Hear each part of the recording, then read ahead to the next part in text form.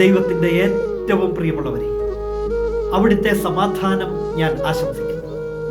ഇന്ന് കർത്താവ് നമുക്ക് നൽകുന്ന ദൂത് സഭാപ്രസംഗകൻ 7:4. ജ്ഞാനിയുടെ ഹൃദയം കണ്ണീരിൻ്റെ ഭവനത്തിലാണ്, മൂഢന്റെ ഹൃദയം ആഹ്ലാദത്തിൻ്റെ ഭവനത്തിലും. കണ്ണീരണിഞ്ഞവരോടൊപ്പം അവരെ ആശ്വസിപ്പിച്ച് ചേർന്നിരിക്കാൻ വളരെ കുറച്ചു പേർക്ക് മാത്രമേ സാധിക്കുകയുള്ളൂ. എല്ലാവരും ആഗ്രഹിക്കുന്നത് സന്തോഷിക്കാൻ, ആനന്ദിക്കാൻ, ആഹ്ലാദിക്കാൻ, ആഘോഷിക്കാൻ ഒക്കെ തന്നെയാണ്. എന്നാൽ ജ്ഞാനിയുടെ ഹൃദയം കണ്ണീരിൻ്റെ ഭവനത്തിലാണ്.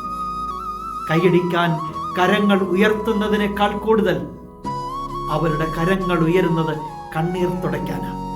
ആ ബന്ധം നിലനിൽക്കും, അതെന്നും ഓർമ്മിക്കപ്പെടും. എന്നാൽ മൂഢന്റെ ഹൃദയം ആഹ്ലാദത്തിൻ്റെ ഭവനത്തിലാണ്. സന്തോഷിച്ചാനന്ദിച്ച് ആഹ്ലാദിച്ചാർത്തുല്ലസിച്ച് നടക്കാനാണ്. അതെത്രത്തോളം നിലനിൽക്കും എന്ന് അറിയില്ല.